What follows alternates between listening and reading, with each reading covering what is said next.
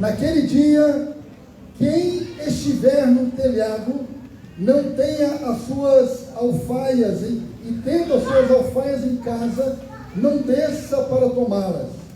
E da mesma sorte, o que estiver no campo, não volte atrás. Lembrai-vos da mulher de Ló. Qualquer que procura salvar a sua vida, perdê-la-á, e qualquer que perder, salvá-la-á. Digo-vos que naquela noite estarão dois numa cama, um será tomado, um será levado, e o outro será deixado. Duas estarão juntas moendo, uma será tomada, e outra será deixada. Dois estarão no campo, um será tomado, e o outro será deixado. E respondendo, disseram-lhe: onde, Senhor? E eles lhe disse: onde estiver o corpo, aí se ajuntarão as águias. Fecha teus olhos, fecha a tua Bíblia. Senhor, nós te louvamos essa noite. Senhor, esse tema é muito importante. E a tua palavra é a verdade revelada ao homem. É a tua vontade revelada a nós. Nessa noite fala comigo. Nessa noite o Espírito Santo tenha liberdade em nosso meio. E nós te louvamos e nós te agradecemos. Em nome de Jesus, amém, amém. A igreja pode se assentar. Tema da mensagem: a salvação é individual. E não a salvação é individual. Deixe as suas alfaias para trás. Amém? Esse mês de fevereiro, nós estamos falando do tema salvação. E a semana passada, nós falamos que a salvação é uma questão de escolha, é uma questão de aceitação.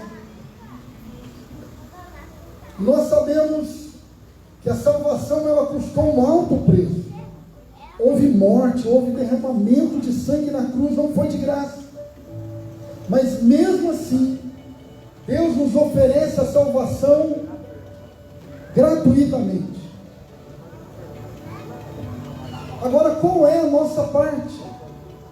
Qual é a nossa parte? A nossa parte é aceitarmos, simplesmente aceitarmos. Nós temos um exemplo aqui que no direito civil brasileiro, ainda que você queira doar todo o seu patrimônio para alguém, se essa pessoa não aceitar, não é possível que esse negócio jurídico se concretize. Deus não pode salvar se a pessoa não aceita, se a pessoa rejeita. E é por isso que a nossa parte é fazer a escolha, é aceitar. E se você lembra lá de São João 1, versículo 12, a palavra de Deus, ela deixa bem claro essa escolha, essa aceitação, quando diz assim: mas a todos quanto receberam. E olha que palavra é usada: deu-lhes o poder de serem feitos filhos de Deus, a saber, os que creem em seu nome. Amém?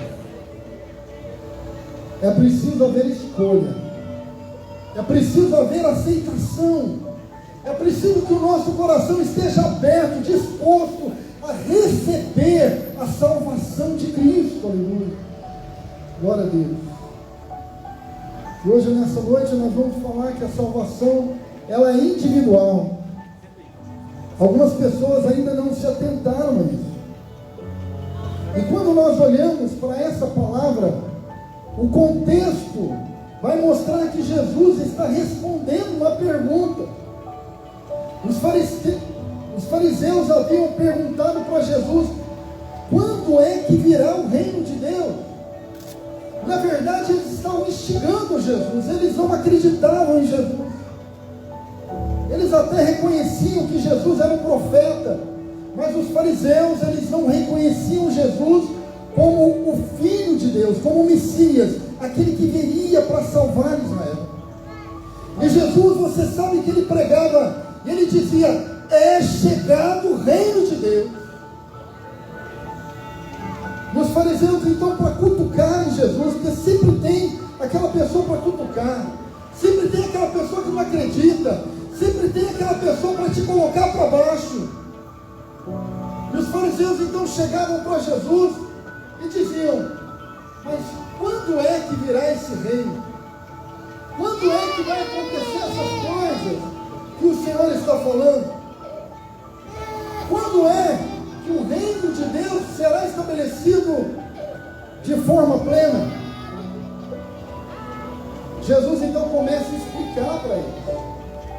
Jesus começa a dizer que o reino de Deus, ele não tem aparência física, não tem aparência exterior. Eles não sabiam que Jesus estava falando de coisas lá do alto. Eles não sabiam que Jesus estava falando de coisas espirituais. Aqui eu vou pontuar algo nessa noite. Há pessoas que vivem a vida inteira e acham que é somente comida, bebida, que é somente isso que nós estamos vendo. Apalpa no teu braço aí. Existe algo além do que nós estamos vendo. Existe algo além do que os nossos olhos podem enxergar. E esse é o mundo espiritual que nos cerca. E Jesus, quando ele fala do reino de Deus, ele fala de algo espiritual. E Jesus começa agora a responder os fariseus de forma mais enfática. Os fariseus eram um grupo que defendia o judaísmo da sua maneira. Portanto, eles eram apegados na lei. E eles não conseguiam enxergar Jesus como Messias, porque eles achavam que o Messias que viria, não viria como uma pessoa simples, como Jesus veio, mas viria como alguém poderoso nessa terra. E às vezes as pessoas olham para a igreja, olham para as coisas de Deus, e elas zombam, elas dizem: eu não acredito nisso. Mas a palavra de Deus fala que Deus revelou aos simples dessa terra, amém? Os seus segredos Deus revelou aos simples dessa terra. Eu acho que você não entendeu. Deus revelou os seus segredos aos simples dessa terra. Louvado seja o nome santo do Senhor. Deus revelou os seus mistérios a você. Aleluia. Glória a Deus. Jesus então fala para eles: não adianta você procurar o reino dos céus aqui ou ali, porque o reino dos céus está no meio de vós. E aí, para entender isso aqui, eu estava estudando a palavra e Deus falava comigo: olha, o reino de Deus está no meio de vós. Mas como assim, Deus? O reino de Deus está no meio de nós? Porque é nessa vida aqui que nós nos preparamos para ir para o céu. É por meio dessa vida aqui que nós nos preparamos para ir para o reino de Deus.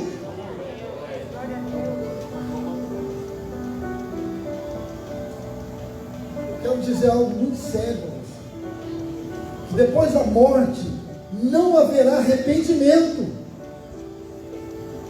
Depois da morte não haverá mudança de vida. E quando eu falo aqui de arrependimento, eu falo daquele arrependimento que produz vida, daquele arrependimento que a pessoa chega diante de Deus e fala: Senhor, eu errei, mas a partir de hoje eu quero viver uma nova vida.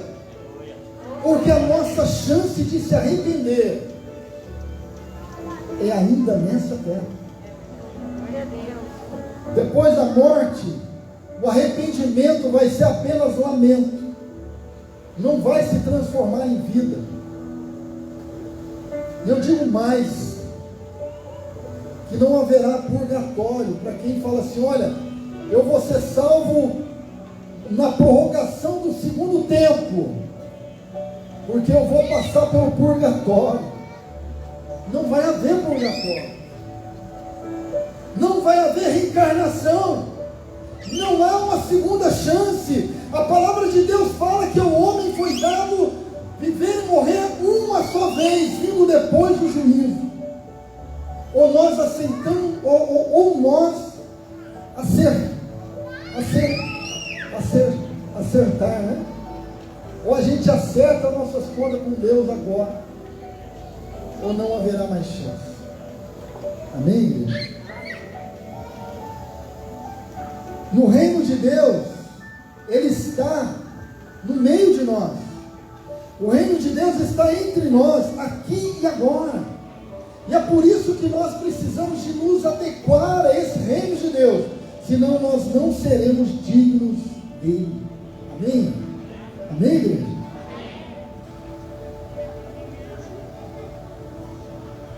E aí nós percebemos que nós estamos vivendo um período de transição. Transição por quê? Porque enquanto nós estamos vivendo aqui, nós estamos preparando para entrarmos no reino do céu.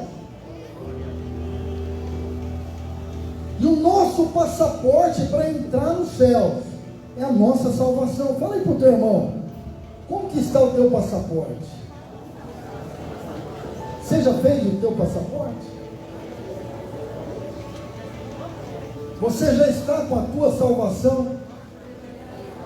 Ah não, pergunta para ele, se você morrer hoje, você tem certeza que você vai subir com Jesus? Fala para ele assim, amanhã pode ser muito tarde. Amém. Glória a Deus. Muitos me perguntam assim, mas pastor, de que Deus tem que nos salvar? Eu ouço falar sobre salvação, mas salvação do quê? Eu estou bem.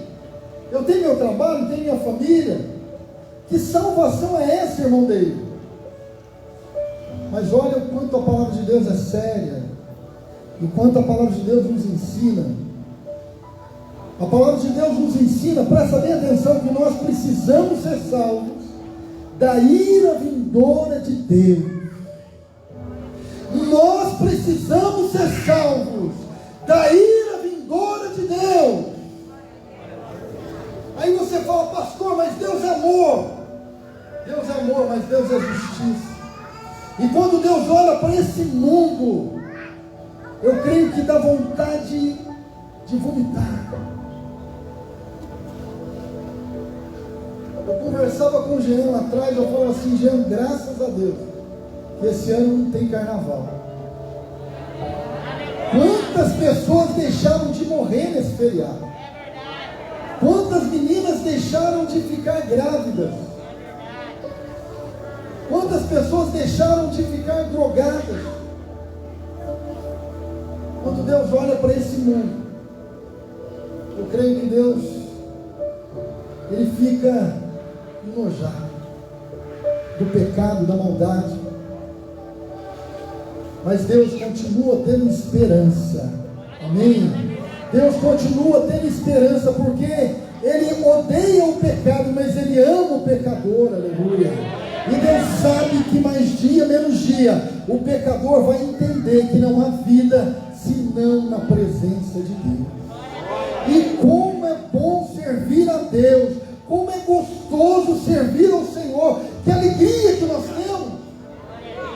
Nós não precisamos de um copo de cachaça para sermos felizes. Nós não precisamos do cigarro para ser felizes.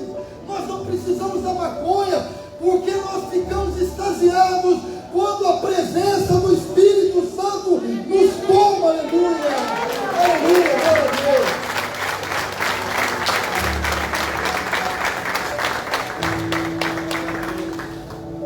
Abra a tua Bíblia lá em Isaías, eu faço questão que você abra a tua Bíblia. Eu faço questão que você veja isso. Isaías capítulo 3, versículos 6, 9 e 13. Versículos 6, 9 e 13, a palavra do Senhor diz assim: clamai, pois o dia do Senhor está perto, vem do Todo-Poderoso como assolação, como tragédia.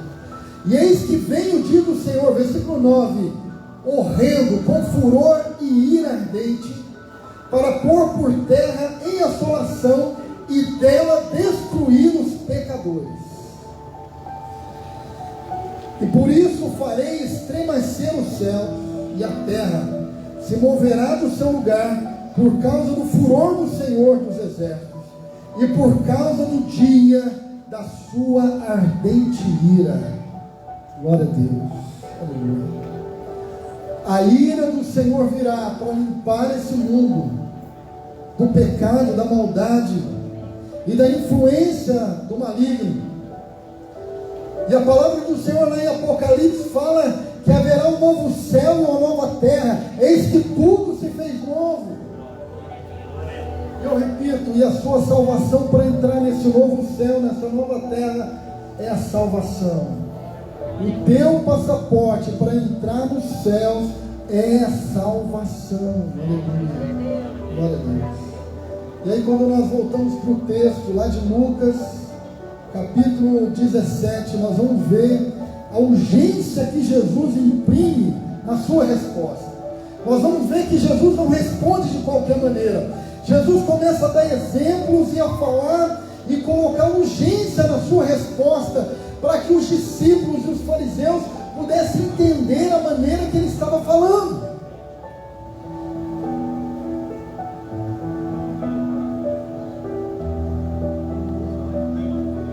Porque Jesus não estava falando de qualquer assunto. Jesus não estava falando de qualquer coisa, ele estava falando do juízo de Deus, do grande e terrível dia do Senhor. Abra a tua Bíblia lá em Apocalipse capítulo 12. Haverá sim um dia do juízo, é a palavra que fala.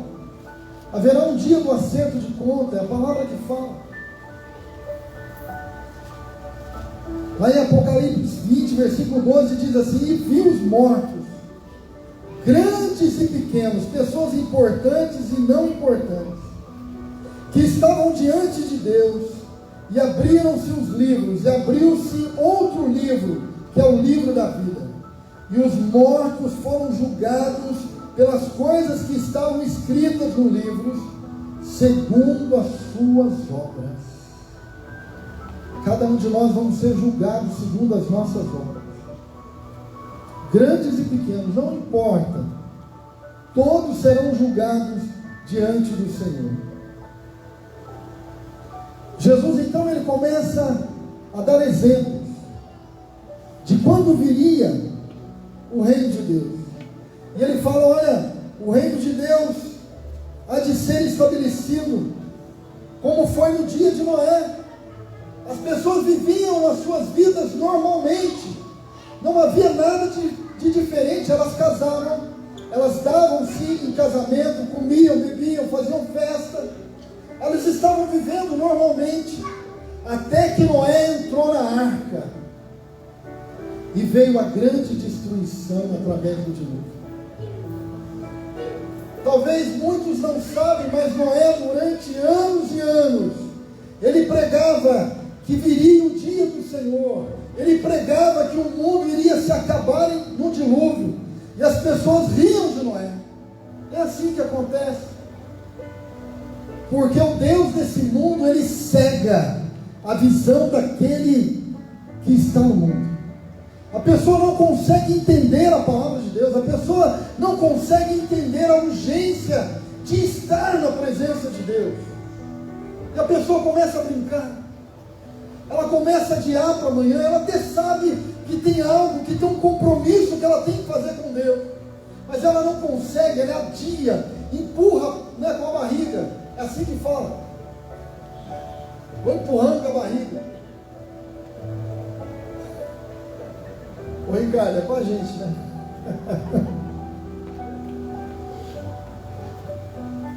Mas chega uma hora que não dá mais.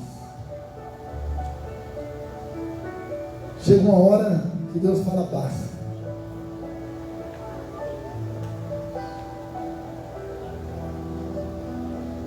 Noé pregou muitos anos, e aquelas pessoas não aceitaram. Lembra que eu falei que a salvação é uma questão de escolha, que a salvação é uma questão de nós aceitarmos aquilo que Deus nos dá de graça. Se nós não queremos, se nós não aceitamos, Deus não pode fazer nada. A história segue, como diz a moçada, a fila anda, né, Fernanda? A fila anda. E Jesus dá um outro exemplo. Ele fala de Ló, que morava na região de Sodoma e Gomorra. Ele fala que naquele tempo as pessoas vendiam, as pessoas compravam, elas edificavam, elas plantavam, ou seja, elas estavam vivendo as suas vidas normalmente. Até que Ló saiu de Sodoma e veio uma chuva de fogo, uma saraiva de fogo e destruiu aquela cidade. Jesus está falando aqui de um acerto de contas. Jesus está falando aqui do dia do juízo final. Não pense você que tanto as pessoas do tempo de Noé ou do tempo de Ló, elas não sabiam. Sabiam. Noé pregou. Ló foi um exemplo para a sua geração. Eles sabiam, mas não deram ouvido. Agora presta bem atenção o que Tiago diz a respeito disso. Tiago, lá no capítulo 2, versículo 19, ele fala que o diabo, ele crê, ele conhece e estremece. O diabo, isso mesmo, ele crê, ele conhece a Deus, ele conhece a palavra de Deus e ele estremece na presença de Deus. Mas eu digo uma coisa para você: ele crê, ele conhece, mas ele não obedece. E aquele povo, e todas as pessoas que conhecem, mas não obedecem, são comparados como filho do diabo. Porque conhecem, estremecem diante de Deus, mas não obedecem.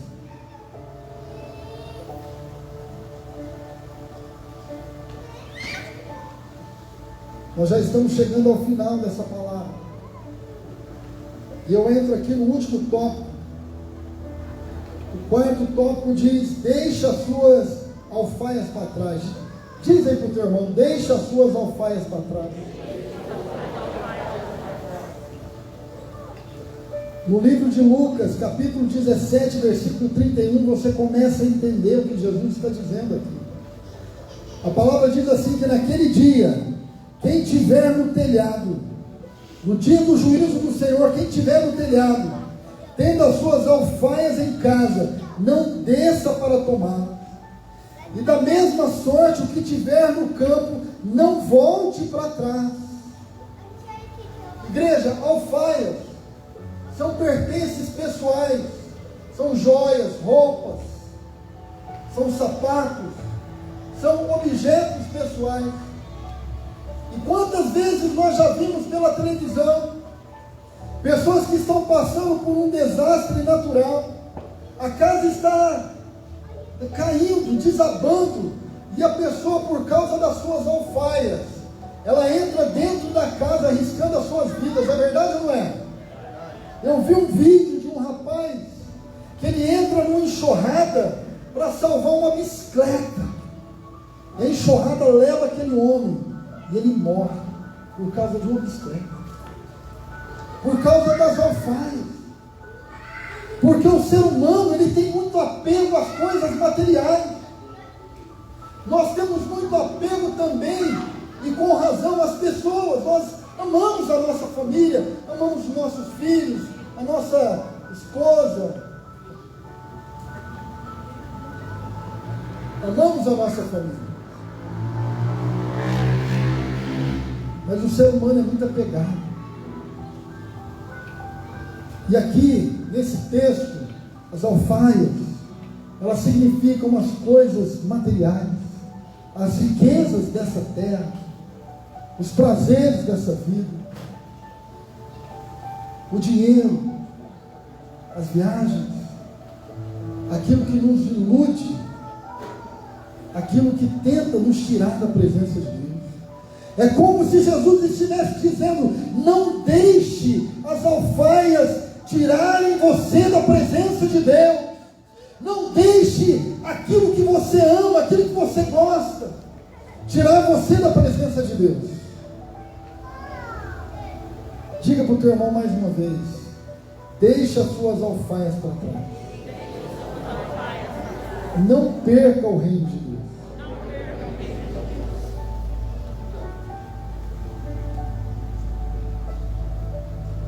Eu falei de amor à família, não falei? De amor também aos amigos. E aí vem um ponto crucial dessa mensagem. Lá em Lucas, capítulo 17, 34 ao 36, vai dizer assim: digo-vos que naquela noite estarão dois numa cama, e um só será tomado, e o outro deixado. Duas estarão juntas moendo, e uma será tomada, e outra será deixada. Versículo 36: dois estarão no campo, um será tomado, e o outro será deixado. Sabe o que esse texto está dizendo? Sabe o que essa palavra está dizendo? Ela está dizendo exatamente que a salvação é individual. A salvação é individual. Nós podemos orar para o nosso ente querido, nós podemos dobrar o nosso joelho, fazer jejum, orar, trazer a peça de roupa, pregar para ele, lembrando que a maior pregação é o nosso exemplo, e não aquilo que nós falamos. Podemos pregar para o nosso ente querido, podemos orar para ele, mas se ele não aceitar, meu querido, não tem jeito. Se ele não aceitar, não tem jeito. Nem Deus pode salvá-lo, porque Deus não obriga ninguém a servir. Nós temos um livre-arbítrio. Amém? Vocês estão me entendendo? E aí chega num ponto difícil, porque é como se a palavra estivesse dizendo: deixe as suas alfaias para trás.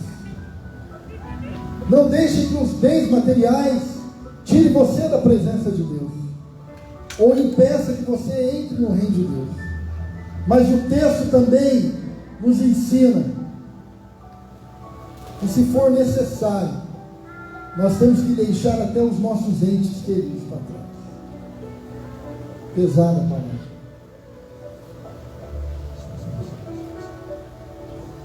Mas abra a tua palavra lá em Mateus capítulo 10, versículo 37, que eu vou te mostrar dentro da Bíblia o que a palavra de Deus fala.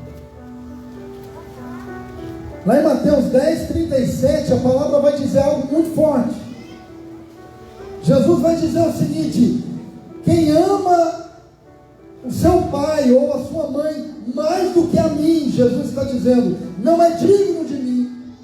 E aquele que ama o filho ou a filha mais do que a mim, não é digno de mim.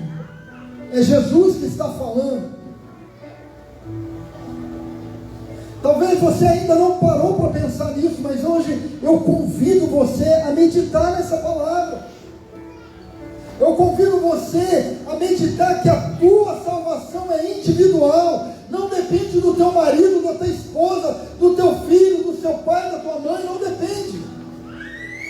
Porque no dia do juízo, no grande e terrível dia do Senhor, você há de prestar conta com Ele. Por mais que você goste do teu ente querido, ele não vai poder fazer nada por você. Amém? Você está me entendendo? A salvação é individual. A salvação é oferecida de graça e pela graça. Deus não força ninguém. No entanto, igreja, ainda que nós somos salvos pela graça, há um preço a ser pago. Presta bem atenção. Há um preço a ser pago, porque quando nós fazemos a nossa escolha, quando nós escolhemos, vai ter pessoas que dentro do contexto dessa escolha, ele vai ter que deixar ente querido para trás. Deu a hora de eu ir na igreja, você vai? Amém. Fica com Deus. A tua janta está preparada, a tua mistura está quentinha ali para você. mas eu estou indo para a igreja.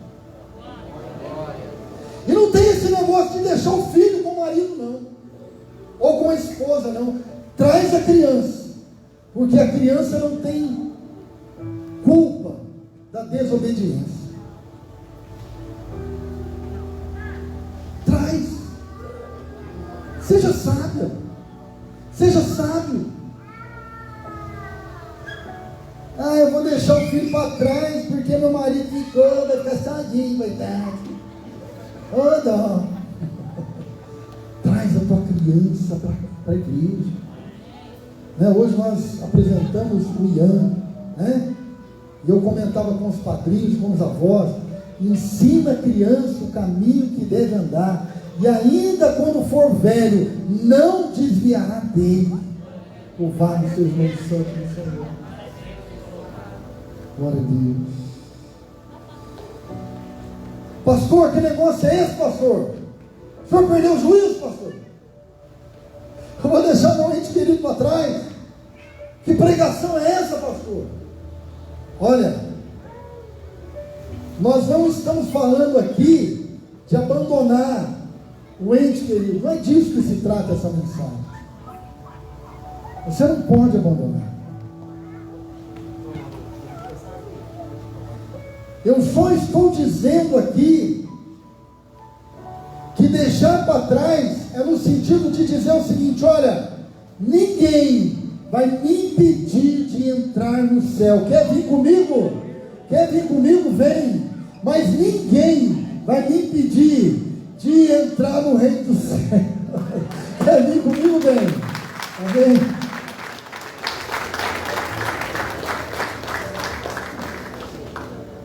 Mas continua lavando a roupa e lava melhor do que lavava antes. Continua trazendo as coisas para dentro de casa e traz melhor do que você trazia antes. Continua cuidando da tua esposa melhor do que você cuidava antes. A esposa continue cuidando do marido melhor do que cuidava antes. Porque hoje você é filho de Deus. Hoje você é filho do rei. E tudo que você fizer representa Deus nessa terra. Aleluia. Louvado seja o nome santo do Senhor. Devemos orar por eles. Devemos pregar por eles. Mas se não aceitar, nós não podemos fazer nada.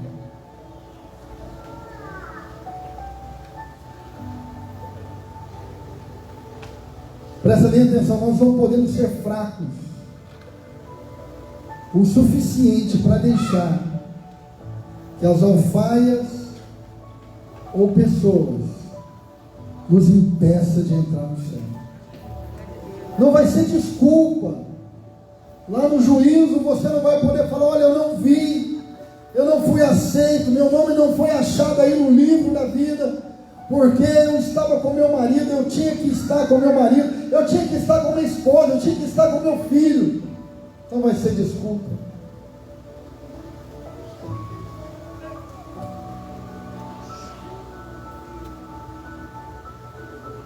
No versículo 37, último versículo de Lucas 17, Jesus então vai responder agora uma pergunta dos discípulos. E os discípulos falam assim: mas aonde? Aonde vai acontecer esse juízo? E Jesus responde metaforicamente. Jesus fala assim: olha, aonde houver um corpo, aonde houver um cadáver, ali haverão os abutres e ali haverão as águias. Igreja, cada um de nós só temos uma certeza nessa vida: de que um dia vai chegar o dia da nossa morte. É verdade ou não é? A única certeza que nós temos é essa: que um dia vai chegar o dia da nossa morte. E nós precisamos estar preparados para quando nós partirmos, nós enfrentarmos o juízo de Deus. Amém? Vocês estão me entendendo? E eu pergunto para você: você está preparado para enfrentar o juízo de Deus? Você está preparado para enfrentar o juízo de Deus? Lá no livro de São João 15:19, deixa bem claro que nós estamos no mundo, mas nós não somos do mundo. E é por isso que nós temos que estar preparados para deixar esse mundo. E nada que nele há nos afastar ou nos tirar do caminho do céu. Aplauda Jesus, igreja. Deus seja louvado. Para sempre ser louvado, aleluia. Eu termino essa mensagem dizendo que nós não podemos deixar as alfaias nos tirar do caminho. Não podemos deixar os nossos entes queridos, por mais que nós amamos, nos tirar do caminho. Mas nós podemos nos agarrar em Jesus Cristo e proclamar: eu e minha casa serviremos ao Senhor. Eu e minha casa serviremos ao Senhor, aleluia. Proclame isso na tua casa, proclame isso na tua vida. E eu lembro do apóstolo Paulo, quando aquele guarda estava morrendo de medo de que os prisioneiros tivessem fugido. O apóstolo Paulo diz: ei, fique tranquilo, nós estamos aqui. Paulo estava louvando, estava glorificando a Deus. O Espírito Santo de Deus veio e arrebentou aquelas correntes, e as prisões foram abertas. O poder de Deus faz isso em nossa vida. Ele quebra as correntes, Ele quebra as cadeias. E a palavra fala que Paulo estava louvando, estava glorificando, juntamente com Silas, e as cadeias foram quebradas. E o guarda então vê, quando ele vê que aquelas pessoas poderiam fugir, e naquele tempo, se alguém fugisse da prisão, o guarda teria que responder por aquilo com a sua própria vida. Ele fica com medo, e quando ele vai tirar a sua vida, Paulo fala assim: não faça isso, nós estamos aqui. E ele então vira para Paulo e fala assim: como eu poderei me salvar? O apóstolo Paulo fala assim para ele: crê no Senhor Jesus, e será salvo tu e a tua casa. Amém? Glória a Deus.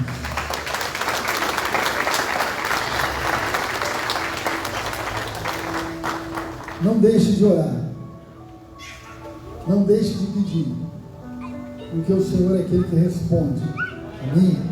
Não desanime, enquanto Deus te der vida, não desanime, porque sempre tem um abençoado para que você ore, para que você clame, para que você abençoe a vida dele. Amém? Fique de pé. Nós vamos orar nessa noite. Feche teus olhos. Eu quero perguntar nessa noite se tem alguém